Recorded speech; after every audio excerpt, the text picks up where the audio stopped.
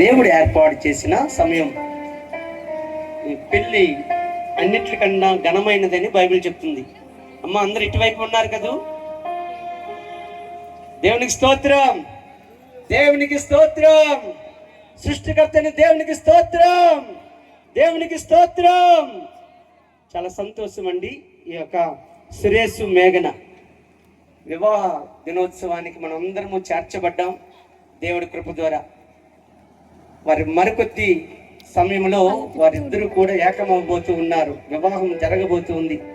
దైవజనులు సుకుమారయ్య గారు, ప్రశాంత్ బాబు, బెంజమిన్ అయ్య గారు మన మధ్యలో ఉన్నారు. ఈ సందర్భంగా వారికి ఈ సృష్టికర్త మినిస్ట్రీస్ ద్వారా వారికి శుభము తెలియజేస్తూ ఉన్నాను. వారి పిల్ల పాపలతో చల్లగా ఉండాలి అంటే త్వరలోనే దేవునికి మహిమ కలుగును గాక. మరి మీరందరూ కూడా వారిని ఆశీర్వదించి వెళ్ళండి. సమయం చాలా తక్కువ ఉంది. నేను ఎక్కువ మాట్లాడితే మీ అందరికి కోపాలు వస్తాయి.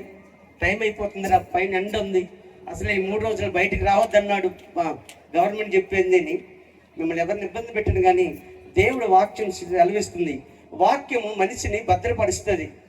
ఎవరైతే దేవుని వాక్యం వింటారో వారు బాగుపడతారు. దేవుడి వాక్యం అంటే వాక్యానికి మతం ఉండదు, వాక్యానికి కులం ఉండదు, వాక్యానికి ఆ జాతి ఈ జాతి, ఆ దేశం ఈ దేశం అని ఉండదు.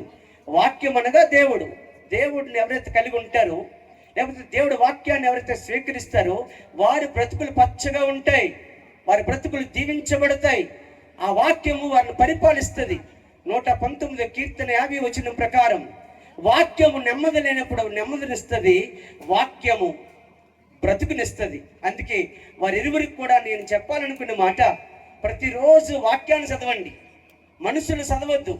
ఒక్కొక్కడు ఒక్కొక్కలా కనబడతాడు మనకి, ఒక్కొక్కడు ఒక్కొక్కలాగా ఆలోచిస్తాడు. వారి ఆలోచనలు తీసుకోకండి. అది అమ్మాయినైనా, నాన్న అవ్వచ్చు, అత్త అవ్వచ్చు, మామ అవ్వచ్చు, మేనల్లుడు అవ్వచ్చు, ఇంకేదవ్వచ్చు.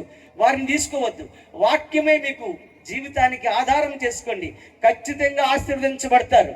వాక్యం మిమ్మల్ని అన్ని విధాలుగా ధైర్యపరుస్తుంది, ఉజ్జీవపరుస్తుంది, జీవితాన్ని నేర్పుతుంది, బిడ్డలకు ఏం నేర్పాలో నేర్పుతుంది, కుటుంబం వ్యవస్థలు ఏమి చేయాలో నేర్పుతుంది. కాబట్టి వాక్యాన్ని మీ జీవితానికి అనువాదం చేసుకోండి.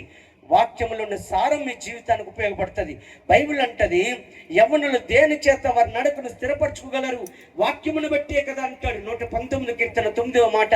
దేవుడి వాక్యము నిన్ను సరిచేస్తుంది. నన్ను సరిచేసింది. నాకు మా అమ్మ నాన్న నేర్పిన దానికన్నా, మా గురువులు నేర్పిన దానికన్నా దేవుని వాక్యమే నన్ను బాగు చేసింది. చెడు అలవాట్లకు వెళ్లకుండా, చెడు పనులకు వెళ్లకుండా బాగు చేసిన దేవుని వాక్యం.